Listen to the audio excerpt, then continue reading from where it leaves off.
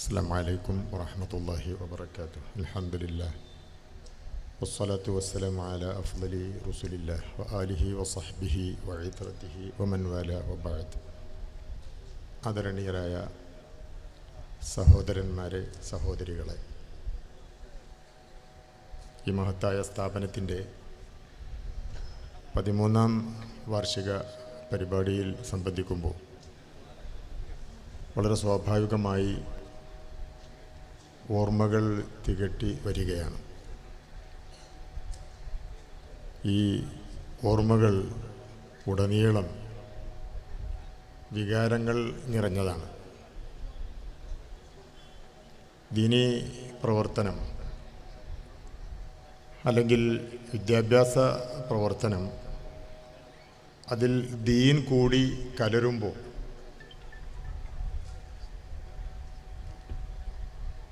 നമ്മുടെ ഒരു രീതി അനുസരിച്ച്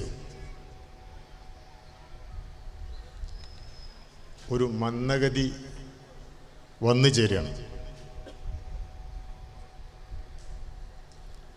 ഈ പ്രദേശത്തിൻ്റെ ആവശ്യം, ഈ പരിസരത്തിൻ്റെ വരേണ്യത ഒക്കെ നോക്കുമ്പോൾ വളരെ പെട്ടെന്ന്, വളരെ നേരത്തെ ഈ സംവിധാനം ഇവിടെ ഉയർന്ന് വരേണ്ടതായിരുന്നു. ദീനീ കാര്യങ്ങൾക്ക് എക്കാലത്തും പിന്തുണ കുറച്ചേ കിട്ടിയിട്ടുള്ളൂ. ഉമ്മത്ത് പിന്നാക്കം പോകാനുള്ള ഒരു പ്രധാന കാരണം അതാണ്. രണ്ടാമതൊരു കാരണം, പണ്ഡിതന്മാർ കാലത്തിൻ്റെ ചുവരെഴുത്തുകൾ വായിക്കാൻ തയ്യാറാകുന്നില്ല. കാലത്തിൻ്റെ ഒപ്പം സമൂഹത്തിൻ്റെ ഒപ്പം സഞ്ചരിക്കുകയല്ലാതെ സമൂഹത്തെ ഉയർത്തിക്കൊണ്ടുവരാൻ സാധ്യമല്ല. ഇതൊക്കെ സമുദായത്തിനു വേണ്ടി അല്ലെങ്കിൽ സമൂഹത്തിനു വേണ്ടിയുള്ള നിർമ്മിതികളാണ്. ആരെങ്കിലുമൊക്കെ വരും,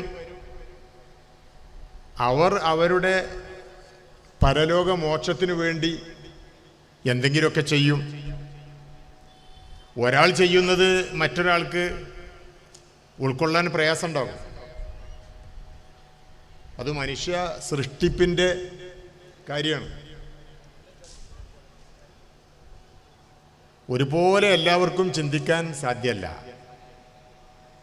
അങ്ങനെ എല്ലാവരും ഒരുപോലെ ചിന്തിക്കാൻ തുടങ്ങിയാൽ സൗന്ദര്യമാണ് ആദ്യം നഷ്ടപ്പെടുക. വൈവിധ്യത്തിലാണ് സൗന്ദര്യം, വൈവിധ്യത്തിലാണ് സൗകര്യം. അള്ളാഹു അത് നിശ്ചയിച്ചതാണ്. അതുകൊണ്ട് തന്നെ പലതരത്തിൽ ചിന്തിക്കുന്ന മനുഷ്യന്മാർ അവസാനം അടിസ്ഥാനപരമായ നന്മയിൽ ചെന്ന് അവസാനിക്കുന്ന പ്രവർത്തനങ്ങൾ, അതാണ് പിന്തുണക്കപ്പെടേണ്ടത്. അതിൻ്റെ കൂടെയാണ് നമ്മൾ നിൽക്കേണ്ടത്. ഞാൻ എത്ര ശ്രമിച്ചാലും, എത്ര നിഷ്കളങ്കമായിട്ട് ആഗ്രഹിച്ചാലും, നിങ്ങൾ ചിന്തിക്കുമ്പോൾ എനിക്ക് ചിന്തിക്കാൻ സാധ്യമല്ല. അത് എൻ്റെ കുറ്റമല്ല, മറിച്ചും. അപ്പോൾ ആകപ്പാടെ ആത്യന്തികമായി നമ്മൾ എത്തിച്ചേരുന്നത് എല്ലാവർക്കും വേണ്ട നന്മയിലാണെന്ന് വിചാരിക്കുക. അതിനെ പിന്തുണക്കുകയാണ് വേണ്ടത്. ഇതെല്ലാം കൂടി ഒന്നായി തീർന്നതിന് ശേഷം, നമ്മളൊക്കെ ഒറ്റ അച്ചിൽ വാർക്കപ്പെട്ടതിന് ശേഷം മതി എന്തെങ്കിലും എന്ന് വിചാരിക്കുന്നത് വളരെ വലിയ തെറ്റാണ്. അങ്ങനെയൊക്കെ നമ്മൾ വിചാരിച്ചാൽ, ആഗ്രഹിച്ചാൽ നമുക്ക് വളരെ കുറച്ചേ ഇവിടെ ചെയ്യാൻ പറ്റുള്ളൂ. കാരണം അങ്ങനെ ഒന്നും സാധ്യമല്ല. പിന്നെ അങ്ങനെ ഒന്നിനു വേണ്ടി പ്രവർത്തിക്കാൻ മനുഷ്യനെ ഔത്സുക്യം. അപ്പം ഇവിടെ ഒന്നും നടക്കൂല. ഞാൻ ഖാലിദ് വാക്കവിയെക്കുറിച്ച് ഓർക്കുമ്പോൾ വല്ലാതെ വികാരം കൊള്ളുകയായിരുന്നു. ആ വികാരമൊക്കെ പരമാവധി മറച്ചു പിടിച്ചുകൊണ്ടാണ് ഞാൻ നിങ്ങളോട് സംസാരിക്കുന്നത്. ഒരു ഒറ്റയാൻ പടയോട്ടം യൂസുഫ് ഹാജി അടക്കമുള്ള ആളുകൾ, മമ്മൂഞ്ചി ഹാജി അടക്കമുള്ള ആളുകൾ അസ്ഥിവാരമിട്ട് ഇതിൻ്റെ കൂടെയുണ്ട്. എന്നാലും ഇതിൻ്റെ നൈരന്തര്യം അത് സംരക്ഷിക്കാൻ, അതിനു വേണ്ടി ഇറങ്ങിത്തിരിക്കാൻ ആരെങ്കിലുമൊക്കെ വേണം. പ്രവർത്തനങ്ങളൊക്കെ അങ്ങനെ തന്നെയാണ്. അള്ളാൻ്റെ ശൈലി തന്നെ അതാണ്. അള്ളാഹു പ്രവാചകന്മാരെ അയച്ചുകൊണ്ടിരുന്നു. അന്ത്യപ്രവാചകർ മുത്തു മുസ്തഫ സല്ലല്ലാഹു അലൈഹി വസല്ലമ തങ്ങളെ അയച്ചു. പിന്നെ പണ്ഡിതന്മാർ ആ ധർമ്മം നിർവഹിക്കും എന്ന് മുത്തുനബി സല്ലല്ലാഹു അലൈഹി വസല്ലമ തങ്ങൾ പറഞ്ഞതുപോലെ അള്ളാഹു നിശ്ചയിച്ചു. ഒക്കെ ചരിത്രം വിശകലനം ചെയ്യുമ്പോൾ ഒറ്റയാൻ പോരാട്ടങ്ങളാണ്. അതൊരു പ്രകൃതി സത്യമാണ് എന്ന് വേണമെങ്കിൽ പറയാം. അത് നിഷേധിക്കാൻ ഇന്ന് വരെ മനുഷ്യന് സാധിച്ചിട്ടില്ല. പരിഷ്കൃത രാജ്യങ്ങളുണ്ട്, അവരൊക്കെ ഞങ്ങളെ അറബിയിൽ പറയും മുഅസ്സസാത്തിയ്യ, ഒരു സ്ഥാപനവൽക്കരണം. വ്യക്തിയിൽ നിന്ന് കാര്യങ്ങൾ ചുരുക്കിയെടുത്ത് സ്ഥാപനവൽക്കരിക്കുക നല്ല ചിന്തയാണ്. പക്ഷേ വളരെ കുറച്ച് വിജയിക്കാൻ പറ്റുള്ളൂ. അങ്ങനെ വിജയിച്ച ആളുകൾ വളരെ കുറവാണ്, രാജ്യങ്ങൾ കുറവാണ്, വ്യവസ്ഥിതികൾ കുറവാണ്. അള്ളാഹുവിൻ്റെ രീതി അതാണ്. പ്രവാചകന്മാരെ കുറ്റം പറയാനും കല്ലെറിയാനും ആൾക്കാരുണ്ടായിട്ടുണ്ട്. പിന്നെന്താ കൂടുതൽ പറയേണ്ടത്? വൈജ്ഞാനിക രംഗത്ത് അള്ളാൻ്റെ കലാമ്, പിന്നെ അള്ളാഹുവിൻ്റെ റസൂലിൻ്റെ കലാമ്, ഹദീസ്. ഈ ഹദീസ് നമുക്ക് ലഭ്യമാക്കിയത് മഹാന്മാരായ ഹദീസ് പണ്ഡിതന്മാരാണ്. അവരിൽ പ്രമുഖനാണ് മഹാനായ ഇമാം ബുഖാരി റളിയല്ലാഹു അൻഹു. ഇമാം ബുഖാരി റളിയല്ലാഹു അൻഹു ഇല്ലാത്ത ആരോപണങ്ങൾക്ക് വിധേയനായി നാട് കടത്തപ്പെട്ടു. ഒരു മനുഷ്യനല്ലേ, ജീവിച്ചോട്ടെ എന്ന് വെച്ചു. നാട് കടത്തപ്പെട്ടപ്പോൾ പിന്നെ അദ്ദേഹം അഭയം കൊണ്ട നാട്, ആ നാടിൻ്റെ ഭരണാധിപന് സമ്മർദ്ദമുണ്ടായി. ഞാൻ നാട് കടത്തിയ ആളെ നിങ്ങൾ ഉൾക്കൊള്ളാൻ പാടില്ല എന്ന് അദ്ദേഹം തീരുമാനിച്ചു. രാജ്യങ്ങൾ തമ്മിലുള്ള ബന്ധമാണ് വലുത്. അവിടുന്ന് നാട് കടത്തി. ഇമാം ബുഖാരി റളിയല്ലാഹു അൻഹു നാട് കടത്തപ്പെടുന്ന സമയത്ത് അദ്ദേഹം രോഗിയാണ്. രോഗം ക്ഷമിക്കട്ടെ എന്നിട്ട് എന്നുപോലും വെച്ചില്ല. രോഗിയായ ഇമാം ബുഖാരി റളിയല്ലാഹു അൻഹുവിന് കൂടെയുള്ളവർ, ശിഷ്യന്മാർ താങ്ങി കൊണ്ടുപോയി. നാടിന്ന് പോകണമല്ലോ. അങ്ങനെ നാട് വിടുന്ന സമയത്ത് താങ്ങിപ്പിടിച്ച ആളുകളുടെ കയ്യിൽ നിന്ന് മരിച്ച് അദ്ദേഹം താഴെ വീണു. അപ്പോഴും ആൾക്കാർ പ്രചരിപ്പിച്ചത് സിന്ദീഖ് മരിച്ചു എന്നാണ്. സിന്ദീഖ് നമുക്ക് അറിയുന്നൊരു മലയാളത്തിൽ പറഞ്ഞാൽ ആശയ വ്യതിയാനം സംഭവിച്ചയാൾ, മതഭ്രംശം സംഭവിച്ചയാൾ മരിച്ചു വന്നു. മരിച്ചതിന് ശേഷം അദ്ദേഹത്തെ ആരും അന്വേഷിച്ചു വരരുത് എന്ന് വിചാരിച്ച് ചരിത്രം രേഖപ്പെടുത്തുന്നുണ്ട്. മറവ് ചെയ്യപ്പെട്ട ശേഷം മഹാനായ ഇമാമിൻ്റെ ഖബറിൽ നിന്ന് സുഗന്ധം പുറത്തു വരാൻ തുടങ്ങി. അപ്പോൾ പിന്നെ സാധാരണക്കാരായ ആൾക്കാർ പറഞ്ഞു, മരിച്ചയാള് ഒരു നിരീശ്വരവാദിയോ മതഭ്രംശം സംഭവിച്ച ആളോ ആദർശ വ്യതിയാനം സംഭവിച്ച ആളോ ഒക്കെ ആണെങ്കിൽ അദ്ദേഹത്തിൻ്റെ ഖബറിൽ നിന്ന് ഇങ്ങനെ സുഗന്ധം വരൂലല്ലോ. പിന്നെ ആളുകൾ വരാൻ തുടങ്ങി. മഹാനായ ഗസാലി റഹ്മത്തുള്ളാഹി അലൈഹി അദ്ദേഹത്തിൻ്റെ വിശ്വവിഖ്യാതമായ ഗ്രന്ഥമാണ് ഇഹ്യാ ഉലൂമുദ്ദീൻ. മലയാളത്തിലും അതിന് ഒന്നിലധികം പരിഭാഷ ഇറങ്ങിയിട്ടുണ്ട്. ലോകത്ത് ഏതാണ്ട് എല്ലാ ഭാഷയിലും വന്നിട്ടുണ്ടാവും എന്നാണ് കണക്കൂട്ടുന്നത്.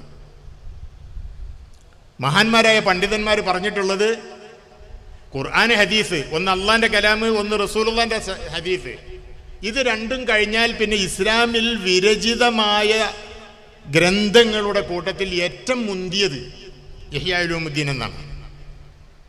ഈ ഇഹ്യാ ഉലൂമുദ്ദീൻ വായിക്കരുത് എന്ന്, പഠിക്കരുത് എന്ന്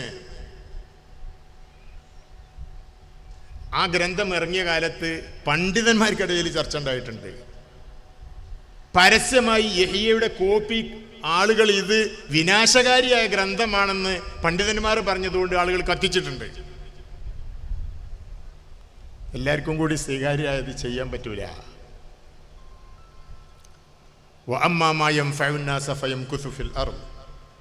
ജനങ്ങൾക്ക് ഉപകാരപ്പെടുന്നത് ഭൂമിയിൽ താഴ്ന്ന് വേര് താഴ്ത്തി നിലനിൽക്കും. കണ്ടില്ലെങ്കിൽ ഈ കെട്ടിടത്തിൻ്റെ പില്ലറുകളൊക്കെ ഭൂമിയിൽ വേര് ഞാത്തി പൊന്തി നിൽക്കുകയാണ്. മനുഷ്യന്റെ പ്രവർത്തനമാണ്, എല്ലാവർക്കും വേണ്ടിയുള്ള പ്രവർത്തനമാണ്. മുസ്ലിം സമൂഹത്തിൻ്റെ മുഖ്യധാരയെ പരമാവധി ഉൾക്കൊള്ളാൻ ഉദ്ദേശിച്ചിട്ടുള്ളതാണ് ഈ സ്ഥാപനം, ഇതുപോലുള്ള സ്ഥാപനങ്ങൾ. ഇതിൻ്റെ ഗുണഭോക്താക്കൾ ഖാലിദ് ബാക്കവിയെ പറ്റി പറയുമ്പോൾ ഖാലിദ് ബാക്കവിയും അദ്ദേഹത്തിൻ്റെ കുടുംബമല്ല. അദ്ദേഹം ഇവിടെ 13 കൊല്ലം മുമ്പ് പറയപ്പെട്ടതനുസരിച്ച് പള്ളിയിൽ വന്നൊരു മുസ്ലിയാരാണ്. നാളെ അദ്ദേഹത്തോട് പോകാൻ പറഞ്ഞാൽ അദ്ദേഹം പോകും. ഒരവകാശവാദം ഉണ്ടാവില്ല. കാരണം ഒന്നും അവകാശപ്പെടാനില്ല. അവകാശപ്പെടാൻ വല്ലതും ഉണ്ടോ അത് അദ്ദേഹത്തിന് കിട്ടിക്കഴിഞ്ഞു. നമ്മൾ തൊഴിലാളിയായിട്ട് ഒരു തൊഴിൽശാലയിൽ ചെന്നു, അല്ലെങ്കിൽ ഒരു ഫീൽഡിൽ ചെന്നു, വൈകുന്നേരം ആയാൽ 900 റുപ്യ 1000 റുപ്യ നമ്മുടെ നാട്ടിലെ രീതി അനുസരിച്ച് കിട്ടിയാൽ അത് പോക്കറ്റിലിട്ട് പോകാം. പിന്നെ അദ്ദേഹം ഞാൻ അന്ന് തുറന്ന തെങ്ങ്, അതിന് ഞാനിട്ട വളം അത് പിടിച്ചോ നന്നായി കൊലച്ചോ വിളവ് എങ്ങനെ, അതൊന്നും അയാൾ ആലോചിക്കൂല. അള്ളാഹുവിൻ്റെ ദീനിനു വേണ്ടി പ്രവർത്തിക്കുന്ന ആളുകൾ സയാഹിനത്തിൽ വൈകുന്നേരം കൂലി വാങ്ങി പോക്കറ്റിലിട്ട് പോകുന്ന ആൾക്കാരാണ് ഈ സ്ഥാപനം. ഇതുപോലുള്ള സ്ഥാപനങ്ങൾ അള്ളാഹുവിന് വേണ്ടി, മനുഷ്യന് വേണ്ടി നിർമ്മിക്കപ്പെടുന്ന സ്ഥാപനങ്ങളാണ്, എല്ലാവർക്കും കൊണ്ടുപോകാനുള്ളതല്ല. ഇതിപ്പോൾ വാഫി വ്യവസ്ഥിതി ഇതുണ്ടാകുന്നത് വളാഞ്ചേരി മർക്കസിൽ നിന്നാണ്. വളാഞ്ചേരി മർക്കസ് ഒരു വലിയ ക്യാമ്പസാണ്. വളരെ വലുതെന്നൊന്നും പറഞ്ഞാൽ ഒരു 30 ഏക്കർ സ്ഥലത്ത് എല്ലാ തരം വിദ്യാഭ്യാസ സ്ഥാപനങ്ങളും ഉള്ള നിറഞ്ഞു കവിഞ്ഞു നിൽക്കുന്ന ഒരു ക്യാമ്പസാണ്. ശൈഖുനാ കെ അബൂബക്കർ ഹളറത്ത് നവ്വറല്ലാഹു മർഖദഹു വഖദ്ദസ റൂഹഹു, ഞങ്ങളുടെയൊക്കെ ഗുരുനാഥൻ ആ സ്ഥാപനം ഉണ്ടാക്കാൻ വേണ്ടി പുറപ്പെടുന്നത് പട്ടിക്കാട് ജാമിഅ നൂരിയയിൽ ഉസ്താദായിരിക്കുന്ന സമയത്താണ്. ഞങ്ങളൊക്കെ എപ്പോഴും ഓർക്കാറുണ്ട്. ഒരു ദിവസം മർക്കസ് ഇപ്പോൾ നിൽക്കുന്ന 30 ഏക്കർ സ്ഥലം വാങ്ങാൻ വേണ്ടി അച്ചാരം കൊടുക്കാൻ ഉസ്താദ് ജാമിഅ നൂരിയിൽ നിന്ന് ഇറങ്ങണ സമയത്ത് ഞങ്ങളൊക്കെ അവിടെ പഠിക്കുന്ന കാലത്തുള്ള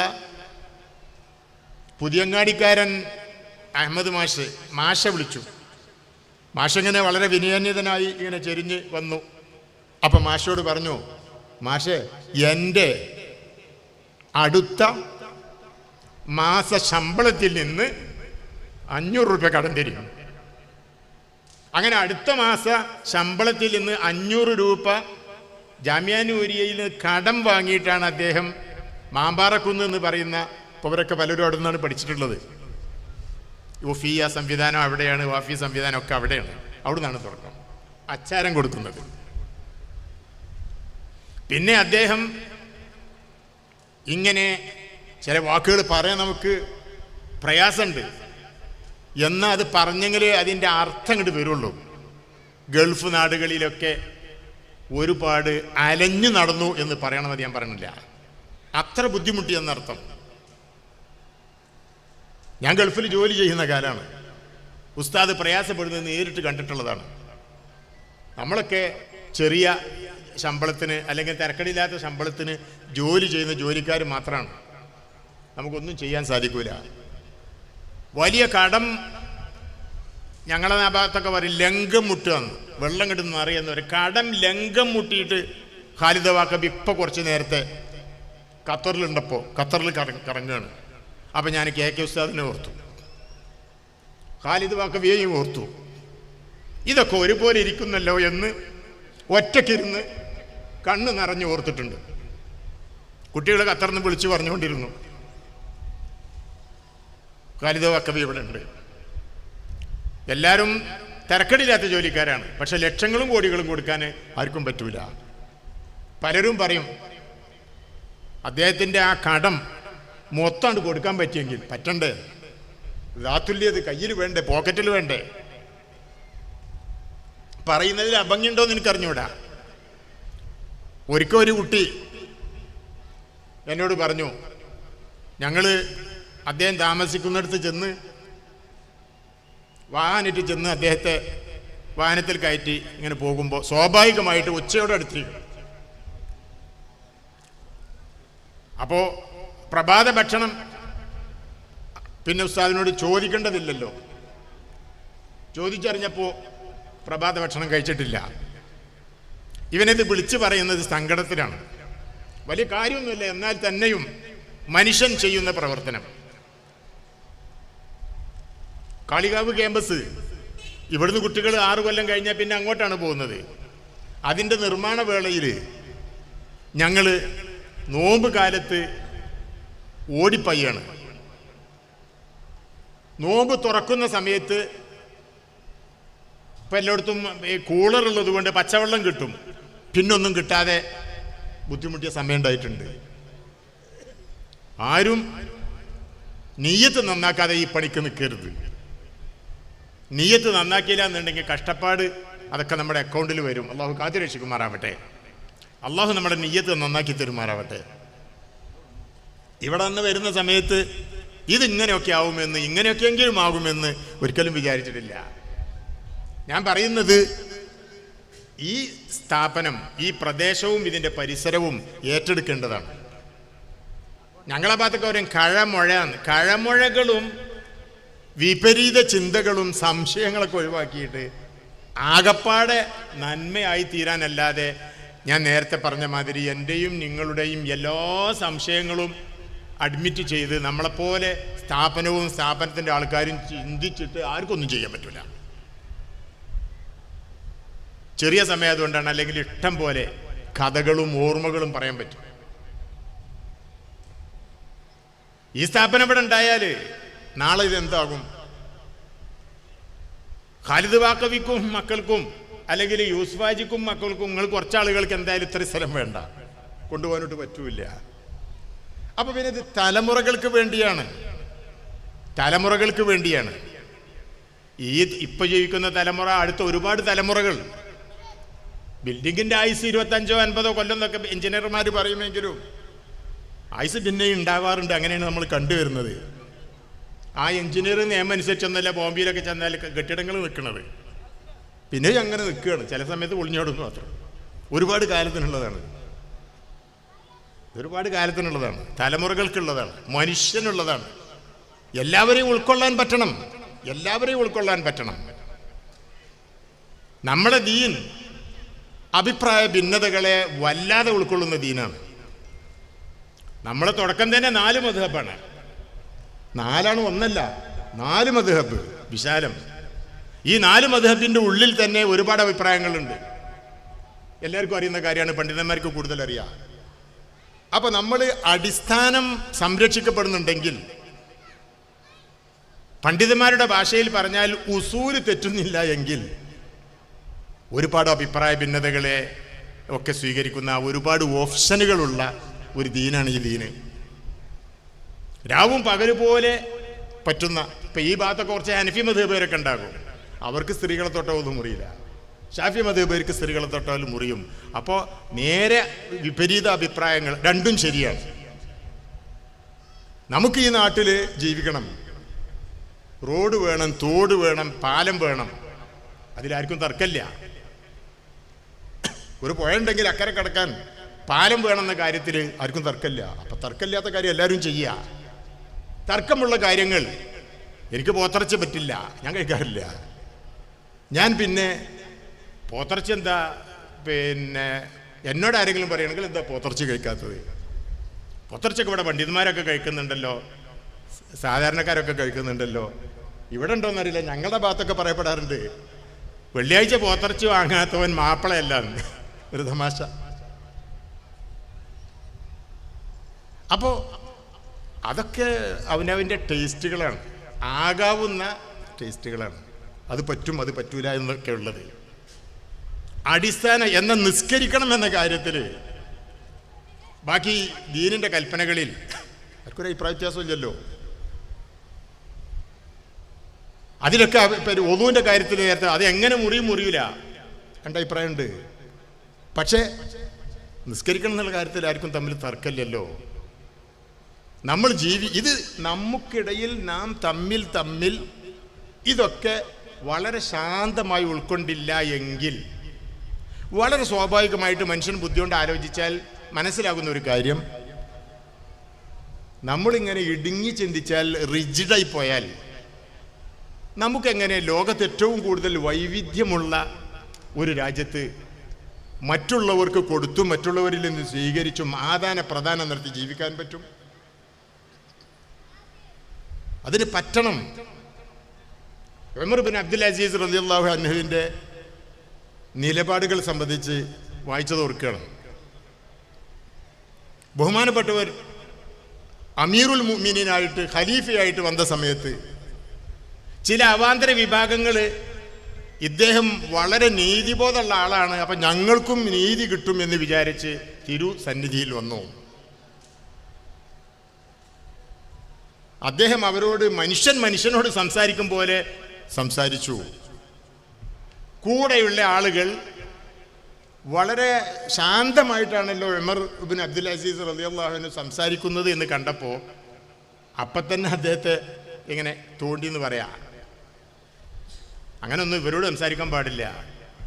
ആളുകൾക്കൊക്കെ ചാപ്പ കുത്തി മാറ്റി നിർത്തി അവനോട് മുണ്ടാൻ പാടില്ല, ഇവനെ കാണാൻ പാടില്ല എന്നൊക്കെ നിശ്ചയിക്കുക. ഇതൊക്കെ വലിയ മഹാന്മാരുടെ ജീവിതം നമുക്ക് നൽകുന്ന പരിശുദ്ധമായ സന്ദേശത്തിന് വിരുദ്ധമാണ്.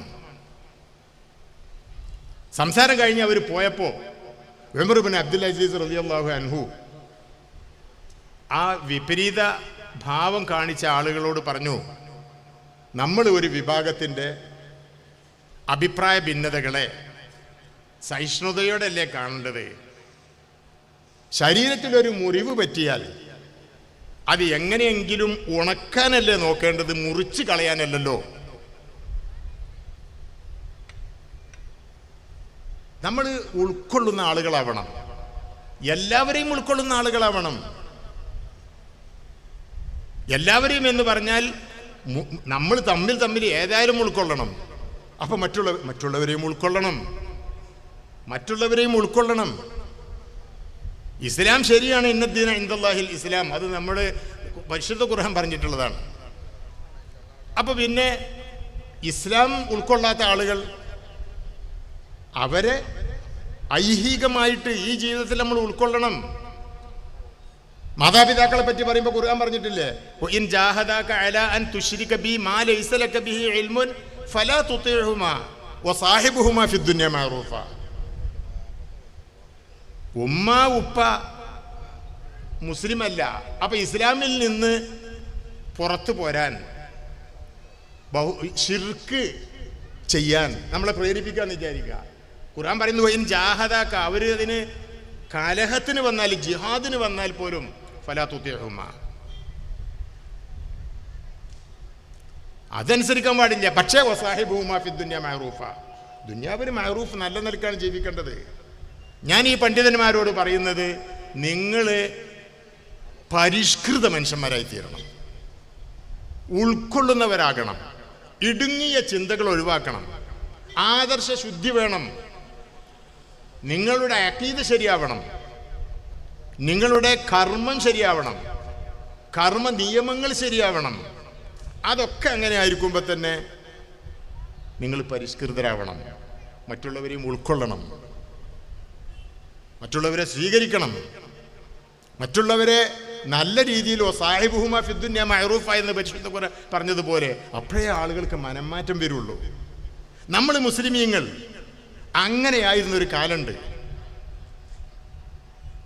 ഞാൻ കുറച്ച് നാടൻ വർത്തമാനം പറയാണ്. മർക്കസിന്റെ കാര്യം ഞാൻ പറഞ്ഞു. അവിടെ ഒരു മാനേജർ ഉണ്ടായിരുന്നു, CK കൈമലശ്ശേരി. മഹാപണ്ഡിതനായിരുന്നു, വാഗ്മിയായിരുന്നു, എഴുത്തുകാരനായിരുന്നു, ചിന്തകനായിരുന്നു, കവിയായി ഒക്കെ ആയിരുന്നു. ഒരു സ്ഥാപനത്തിന് മാനേജർ ഇത്ര വലിയ, അങ്ങനെയൊക്കെയാണ് വലിയ സ്ഥാപനങ്ങൾ ഉണ്ടാകുന്നത്. അപ്പോഴേ ഉണ്ടാവുള്ളൂ.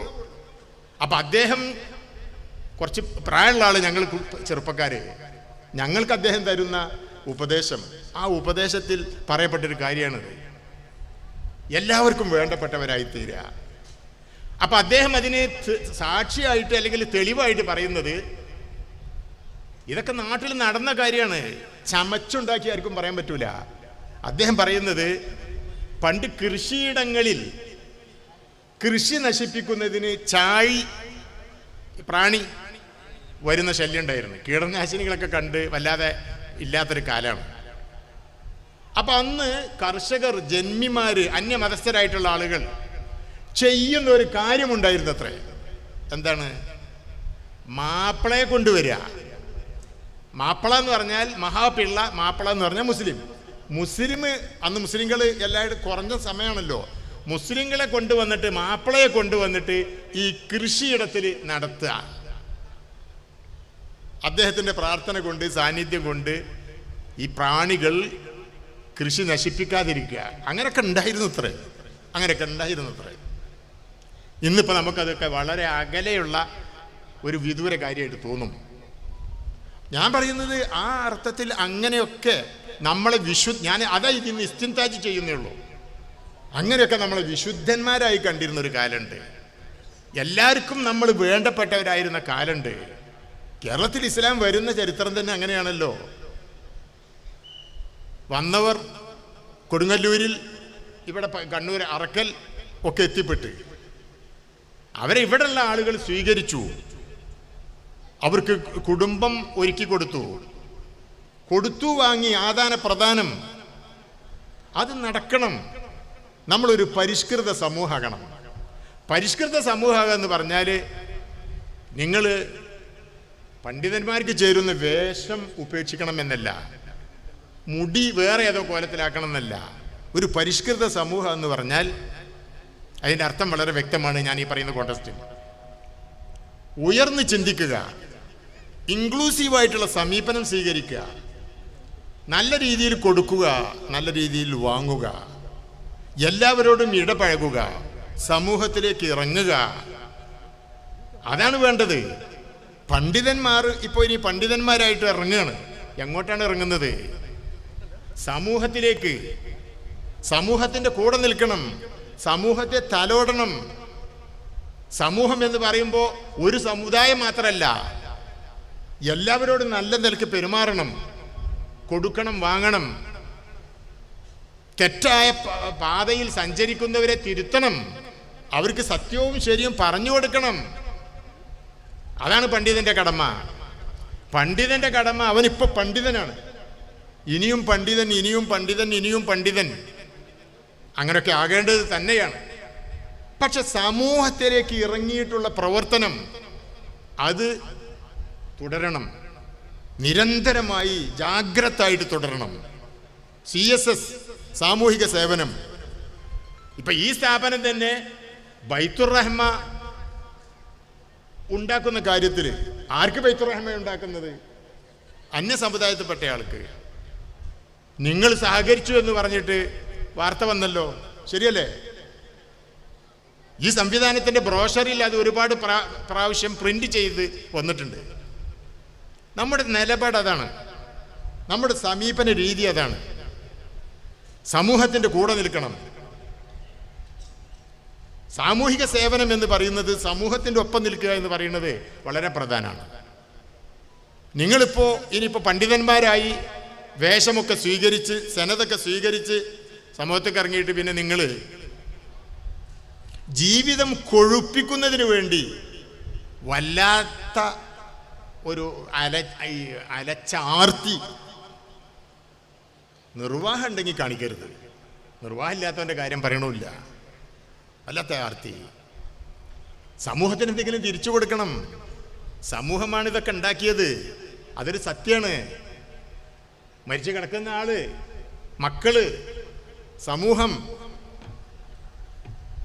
ചുരുക്കത്തിൽ നല്ലൊരു തലമുറയെ ഉണ്ടാക്കുന്നതിന് വേണ്ടിയാണ്, മനുഷ്യന് ഭൂമിയിൽ ശാന്തിയും സമാധാനം ഉണ്ടാകുന്നതിന് വേണ്ടിയാണ് ഈ സംവിധാനങ്ങളൊക്കെ. വഫിയ സംവിധാനത്തെ സംബന്ധിച്ച് പറയുകയാണെങ്കിൽ ആളുകൾ പലരും കൂടുതൽ മനസ്സിലാക്കിയിട്ടുണ്ടാവില്ല, ചെറിയ സമയം ഉപയോഗിക്കുന്നു. 54 കോളേജുകളിൽ ഈ സംവിധാനം ഇപ്പോൾ പ്രവർത്തിക്കുന്നുണ്ട്. 54 കോളേജുകളിൽ പകുതിയോളം പെൺകുട്ടികളാണ്, അല്ലെങ്കിൽ പകുതിയിൽ കൂടുതൽ പെൺകുട്ടികളാണ്. ഈ 54 കോളേജുകളിൽ ഇപ്പോൾ ഏകദേശം 5000-നടുത്ത് വിദ്യാർത്ഥികൾ പഠിക്കുകയാണ്. 7000 ചില്ലാൻ കുട്ടികൾ പഠിച്ച് പുറത്തിറങ്ങിയിട്ടുണ്ട്. നമ്മൾ പറഞ്ഞുകൊണ്ടിരിക്കുന്നത് ഭൗതിക വിദ്യാഭ്യാസത്തിനൊരു തടസ്സമില്ലാതെ മതവിദ്യാഭ്യാസത്തിന് ഒരു തടസ്സമില്ലാതെ ഭൗതിക വിദ്യാഭ്യാസം, പരസ്പര പൂരകങ്ങളായിട്ട് സമന്വയമായിട്ട്, അതാണ് ഇത് പ്രദാനം ചെയ്തുകൊണ്ടിരിക്കുന്നത്. ഇപ്പോ ഒരു 2-3 മാസം മുമ്പ് ഈജിപ്തിൽ നിന്ന് പെൺകുട്ടികൾ 2 മാസ ഒരു റിഫ്രഷ്മെന്റ് കോഴ്സിന് പോയി തിരിച്ചു വന്നു. ഞങ്ങളൊക്കെ വളരെ സന്തോഷിച്ചു. സ്ത്രീജനം എത്രമേൽ ഇങ്ങനെ വിദ്യാഭ്യാസ രംഗത്ത് സാന്നിധ്യം അറിയിക്കാതെ ചുരുങ്ങി കഴിയുകയായിരുന്നു ഇവിടെ. ഭൗതിക വിദ്യാഭ്യാസത്തിന്റെ കാര്യമല്ല പറയുന്നത്, ദീനി വിദ്യാഭ്യാസത്തിന്റെ കാര്യത്തിൽ. മദ്രസ 5, 7, 10 അതിന്റെ അപ്പുറത്ത് പോകാത്ത കാലം മഹാനായ നിസാമി ഉസ്താദ് നവ്വറല്ലാഹു മർക്കദഹു അദ്ദേഹത്തെ ഓർക്കുകയാണ് ഞാൻ. പൊന്നാനിയിൽ പുതിയാപ്പിള അബ്ദുറഹ്മാൻ മൗലവിയുടെ മകളോ മറ്റോ ഫത്വൽ മീൻ ദർസ നടത്തിയിരുന്ന കഥ പറയാറുണ്ട്. ചാലിയത്ത് ഒരു ഉമ്മാമ തഫ്സീർ പഠിച്ചതും പഠിപ്പിച്ചതും ഓർത്ത് അദ്ദേഹം ഇങ്ങനെ നമ്മളെ ഉന്നമിപ്പിക്കാറുണ്ട്. ഇന്നിപ്പോൾ 2000-3000 ഒഫിയകൾ ഫത്ഹുൽ മുഈൻ ഖുർആൻ തീർത്ത് പഠിച്ചിട്ട് തഫ്സീർ ജലാലൈനി തീർത്തോതിയിട്ടുണ്ട്, മിഷ്കാത്ത് തീർത്തോതിയിട്ടുണ്ട്, ഫത്ഹുൽ മുഈൻ തീർത്തോതിയിട്ടുണ്ട്, ഹോം സയൻസിന്റെ അവിഭാജ്യ ഭാഗങ്ങൾ സംക്ഷേപിച്ച് അത് പഠിച്ചിട്ടുണ്ട്. അതിൻ്റെ പുറമെ ഗ്രാമറും അതും ഇതുമൊക്കെ വേണ്ടതൊക്കെ പഠിച്ചിട്ടുണ്ട്. പിന്നെ UGC അംഗീകരിക്കുന്ന ഒരു ഡിഗ്രിയും പഠിച്ചിട്ടുണ്ട്. ഇതൊക്കെ ഒരു ചെറിയ കാര്യമാണോ? നമ്മൾ ഇല്ലായ്മയുടെ കാലം ഓർക്കുകയാണെങ്കിൽ ഇത് വലിയൊരു സംഭവം തന്നെയല്ലേ. ഒരു 19 യൂണിവേഴ്സിറ്റികളിൽ ഇന്ത്യയുടെ പുറത്ത് വാഫികളും ഒഫിയകളും ഉണ്ട്. 19 യൂണിവേഴ്സിറ്റികളിൽ. UK-യിലുണ്ട്, അമേരിക്കയിലുണ്ട്, അങ്ങനെ മറ്റു ചില യൂറോപ്യൻ രാജ്യങ്ങളിലുണ്ട്, റഷ്യയിലുണ്ട്, പിന്നെ സോവിയറ്റ് യൂണിയനിൽ നിന്ന് പിരിഞ്ഞുപോയ കുറേ ചെറു രാജ്യങ്ങളുണ്ടല്ലോ, അവിടെ പലയിടങ്ങളിലുണ്ട്. MBBS-ന് പഠിക്കുന്ന ആളുകൾ വരെയുണ്ട്. എറണാകുളത്ത് ഒരു ഒഫിയ കോളേജിൽ പഠിച്ചുകൊണ്ടിരിക്കുന്ന കുട്ടി ഉസ്താദന്മാരോട് പറഞ്ഞു, എനിക്ക് നീറ്റിന് തയ്യാറാവണം. അതുവരെ അനുവാദം കൊടുത്തു, പരീക്ഷ എഴുതി, ക്രാക്ക് ചെയ്തു. അപ്പോൾ ആ കുട്ടി നോക്കുന്നത്, ഇപ്പം ഞാൻ നീറ്റിൽ ഇനി മെഡിസിൻ പഠിക്കാൻ പോവുകയാണെങ്കിൽ എൻ്റെ ഒഫിയ നഷ്ടപ്പെടും, പിന്നെ 1.5 കൊല്ലം ബാക്കിയാണ്. അപ്പോൾ ആ റിസൾട്ട് ആ കുട്ടി ഉപേക്ഷിച്ചു. പിന്നെയും മുന്നോട്ട് പോയി. അടുത്ത ചാൻസിൽ വീണ്ടും നീറ്റ് എഴുതി, ക്രാക്ക് ചെയ്തു, ഒഫിയ പൂർത്തിയാക്കി. റഷ്യയിൽ ഇപ്പോൾ MBBS-ന് പഠിച്ചുകൊണ്ടിരിക്കുകയാണ്. വേറെ ഏതൊരു യൂണിവേഴ്സിറ്റിയിൽ റഷ്യയിൽ തന്നെ വാഫി പഠിക്കുന്നുണ്ട്. ഞാൻ പറയുന്നത് ഇപ്പോൾ ഒരു കുട്ടി 2 കുട്ടി എവിടെയെങ്കിലും MBBS പഠിക്കുക എന്നുള്ള വലിയ കാര്യമൊന്നുമല്ല. പക്ഷേ ആരാണ് പഠിക്കുന്നത്, ഏത് സാഹചര്യത്തിൽ നിന്നാണ് അതൊക്കെ ഉണ്ടായത്, അതാണ് നമ്മൾ കണക്കൂട്ടേണ്ടത്. ഇതിനൊക്കെ പശ്ചാത്തലം ഒരുക്കാതെ സാധ്യമല്ല. അങ്ങനെ ഒരു പശ്ചാത്തലം ഒരുങ്ങുന്നുണ്ട് എന്ന് ഖാലിദ് ബാക്കവി തിരിച്ചറിഞ്ഞു, നിങ്ങൾ നാട്ടുകാർ തിരിച്ചറിഞ്ഞു. അതുകൊണ്ടാണ് ഇതൊക്കെ ഉണ്ടായത്. അങ്ങനെയാണ് പലയിടത്തും പലതും ഉണ്ടായിട്ടുള്ളത്. ലോകോത്തര യൂണിവേഴ്സിറ്റികളിൽ കുട്ടികൾ എത്തിയിട്ടുണ്ട്. ലോക റാങ്കിങ്ങിൽ 3-ാം സ്ഥാനമോ മറ്റേ ഉള്ള സ്റ്റാൻഫോർഡ് യൂണിവേഴ്സിറ്റിയിൽ വരെ, അമേരിക്കയിലെ സ്റ്റാൻഫോർഡ് യൂണിവേഴ്സിറ്റിയിൽ വരെ കുട്ടികൾ പോയി പഠിക്കുന്നുണ്ട്. കഴിഞ്ഞതിൻ്റെ മുമ്പത്തെ ആഴ്ച UK-യിൽ നിന്ന് ലീവിന് വന്ന ഒരു സംഘം 8-10 കുട്ടികൾ, ആൺകുട്ടികളും പെൺകുട്ടികളും, ആഫികളും ഒഫിയകളും കാണാൻ വന്നു. ഒരു 2 ഡസനിലേറെ വാഫി ഒഫി അവിടെ ഉണ്ട്. അങ്ങനെ പല നാടുകളിലുണ്ട്. ഗൾഫ് രാജ്യങ്ങളുടെ കഥ പറയും വേണ്ട. അപ്പൊ ഇത് മതഭൗതിക വിദ്യകളുടെ സമന്വയമാണ്. ആരെങ്കിലും ഇത് മോര്യന്മാരുടെ ഏർപ്പാട് മാത്രമാണെന്ന് ചുരുക്കി കാണണ്ട. അല്ലെങ്കിൽ അത് ചുരുക്കി കാണപ്പെടേണ്ട കാര്യമല്ലല്ലോ. മോര്യന്മാരെ വേഷം അല്ലെങ്കിൽ മുസ്ലിയാന്മാർ പണ്ഡിതന്മാർ എന്ന് പറയുന്നത് അങ്ങനെ ചുരുക്കി കാണപ്പെടേണ്ട കാര്യമല്ല. മതം ചുരുക്കി കാണപ്പെടേണ്ട കാര്യമല്ല. മതത്തെ കൂട്ടുപിടിക്കാതെ ആധുനിക കാലത്ത് പോലും പരിഷ്കൃത രാജ്യങ്ങൾക്ക് പോലും മുന്നോട്ട് പോകാൻ പറ്റുന്നില്ല എന്ന പരമാർത്ഥം ഞാൻ നിങ്ങൾ തിരിച്ചറിയണം. ജോർജ് ഡബ്ല്യു ബുഷ് രണ്ടാമൻ ഇറാഖും അഫ്ഗാനിസ്ഥാനും അടിമ രാജ്യങ്ങളാക്കാൻ നോക്കി, കുറെ കാലം അടിമകളാക്കി.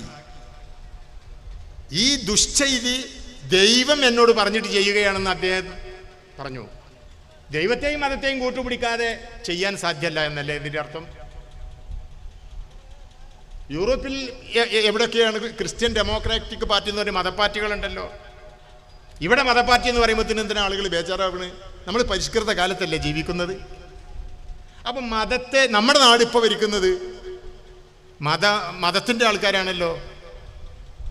അവർക്ക് ജനവിധി കിട്ടിയതാണ്, ഒരു ബുദ്ധിമുട്ടും കരുതിയിട്ട് കാര്യമില്ല. ജനാധിപത്യമാണ്, കൊടുത്തു വാങ്ങിയിട്ട് തന്നെ പറ്റുള്ളൂ. നമുക്ക് അനുകൂലമായ ചുറ്റുപാട് ഉണ്ടാക്കാൻ ശ്രമിക്കുകയാണ് വേണ്ടത്, അല്ലാതെ അരാജകത്വം സൃഷ്ടിക്കാൻ ശ്രമിക്കുകയല്ല, അല്ലെങ്കിൽ അങ്ങനെ ഒരു ചിന്ത മനസ്സിൽ കൊണ്ടു നടക്കല്ല വേണ്ടത്. ഇതൊരു യുദ്ധമാണ്, ജനാധിപത്യം. അപ്പൊ ജനാഭിപ്രായം അനുകൂലമാക്കിയെടുക്കാൻ നമ്മൾ ശ്രമിക്കുകയാണ് വേണ്ടത്.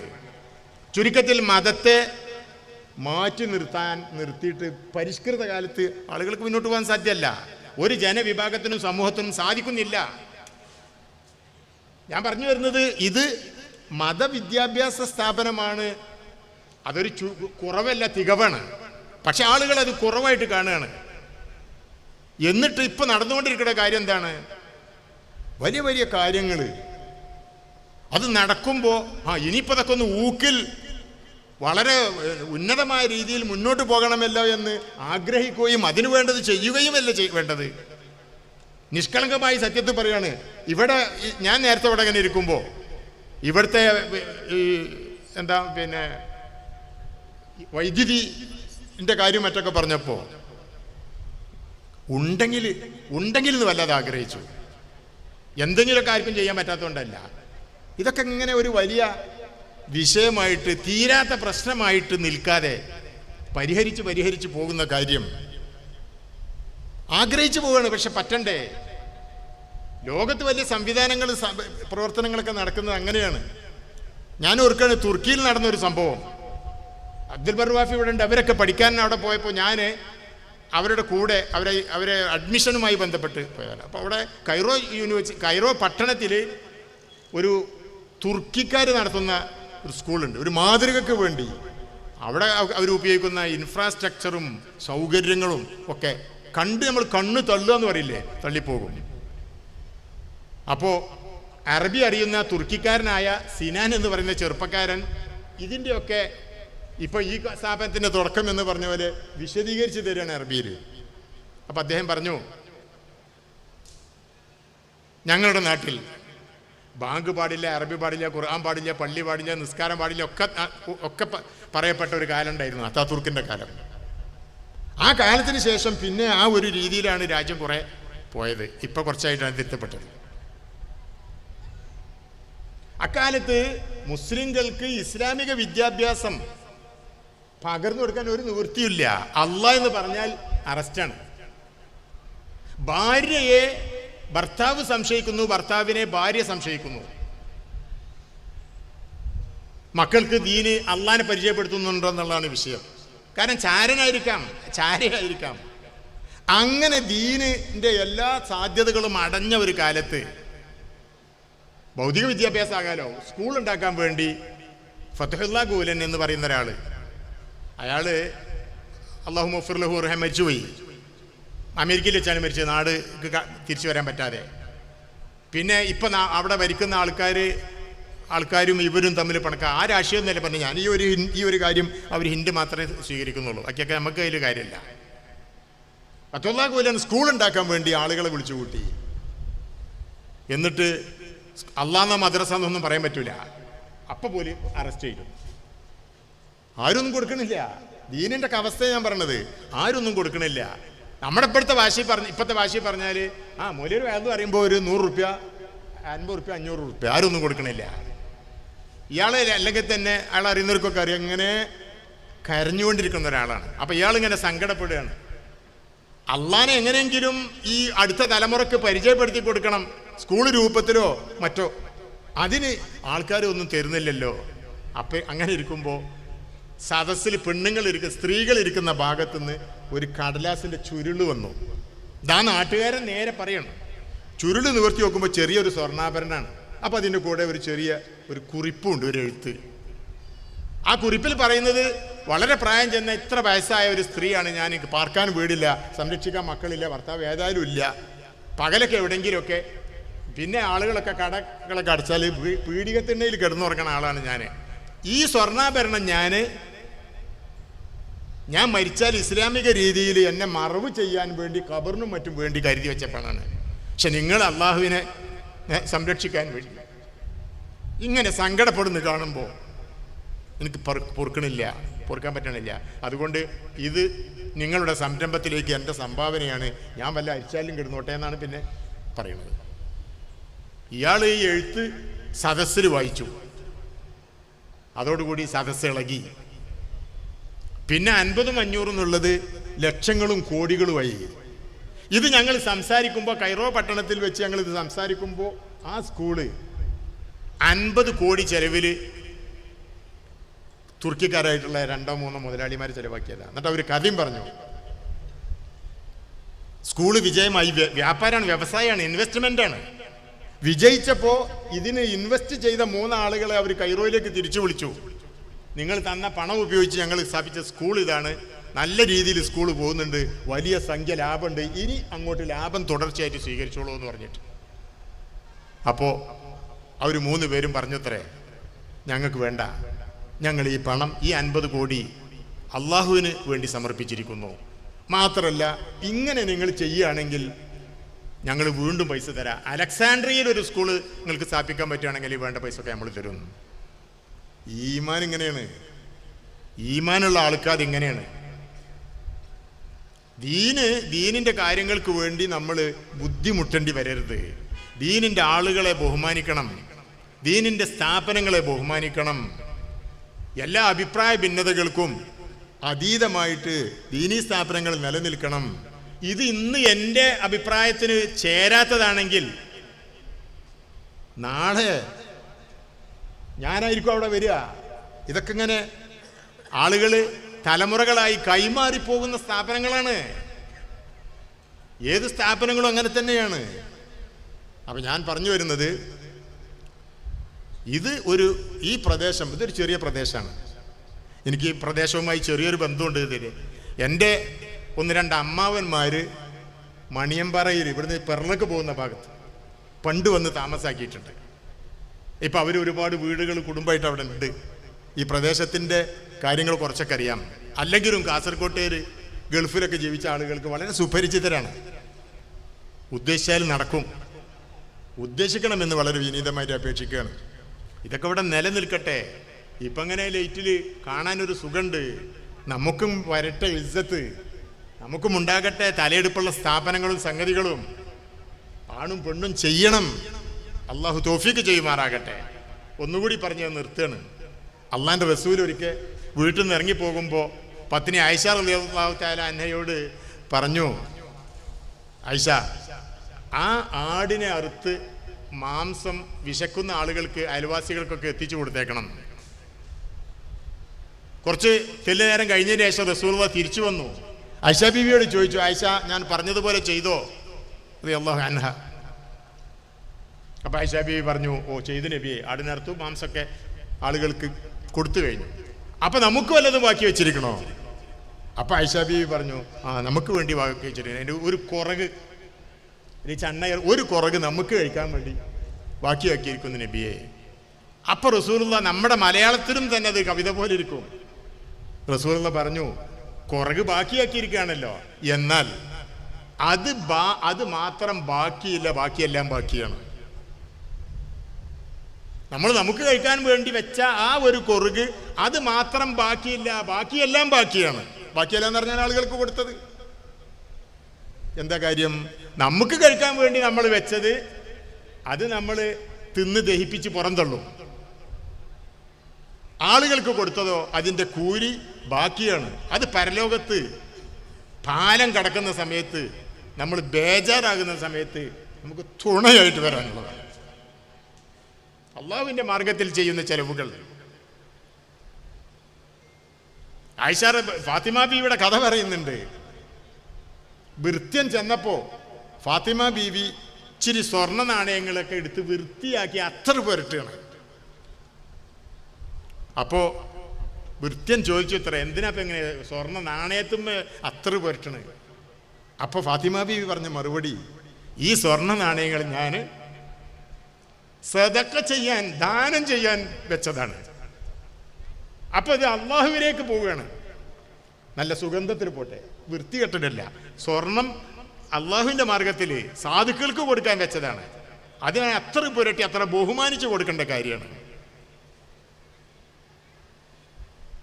അതുകൊണ്ട് നാട്ടുകാരോട് ഞാൻ പറയുന്നത്, സ്ത്രീകളോടും പുരുഷന്മാരോടും വളരെ വിനീതമായിട്ട് പറയണത്, ഇതെന്തായാലും അള്ളാഹുവിൻ്റെ ദീനിൻ്റെ സ്ഥാപനമാണ്. ഇത് അള്ളാഹുവിൻ്റെ ദീനിൻ്റെ സ്ഥാപനമാക്കി നിലനിർത്താനുള്ള അവസാനത്തെ കടമ ഈ നാട്ടുകാർക്കാണ്. ഞാൻ മലപ്പുറത്തുനിന്ന് വരികയാണ്. കലുവാക്കവി അപ്പുറത്ത് ഇപ്പോഴേ കുറേ ദൂരമാണ് ആണ് തോന്നണല്ലേ. എത്ര എന്തായാലും ഈ ചുറ്റുഭാഗത്തല്ല.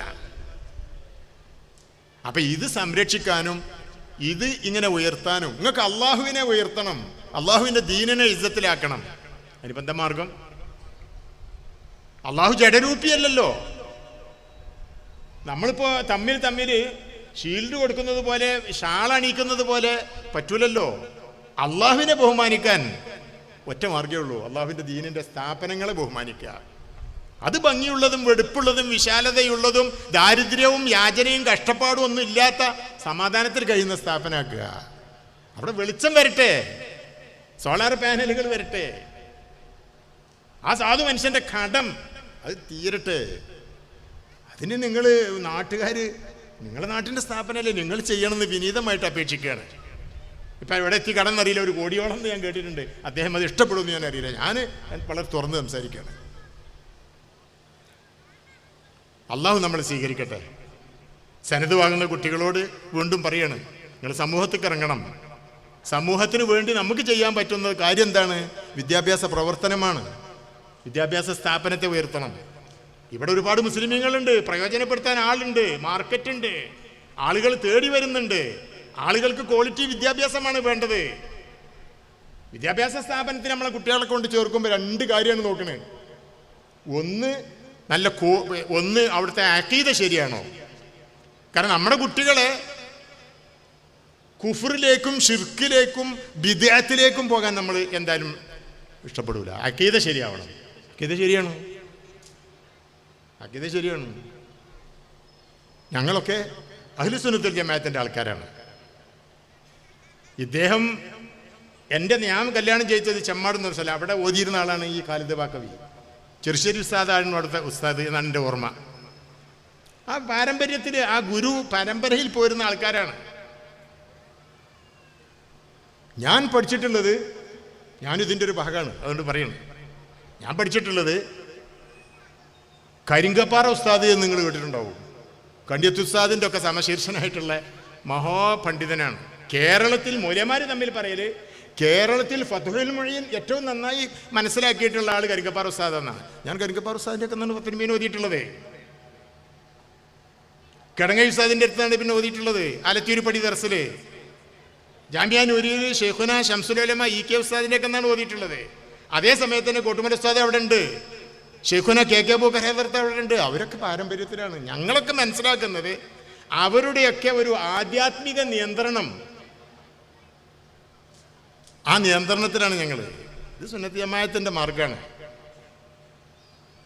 ഇത് ശരിയാണ്. ഇത് ഇസ്ലാം ദീനാണ്, സുന്നത്ത് ജമാഅത്താണ്, മുഖ്യധാര ഇസ്ലാമാണ്, മുസ്ലിങ്ങളാണ്. അവർക്ക് വേണ്ടിയാണ് ഈ സ്ഥാപനം. ആൾക്കാർ കുട്ടികളെ ചേർക്കുമ്പോൾ അതൊക്കെയാണ് നോക്കുക. പിന്നെ നല്ല ക്വാളിറ്റി ഉണ്ടോ, നന്നായി പഠിപ്പിക്കുന്നുണ്ടോ, റിസൾട്ട് ഉണ്ടോ. റിസൾട്ടിനെ പറ്റിയാണ് ഞാൻ നേരത്തെ പറഞ്ഞത്. അപ്പോൾ നിങ്ങൾ ഇജാതി വിദ്യാഭ്യാസ സ്ഥാപനങ്ങൾ ഉണ്ടാക്കണം.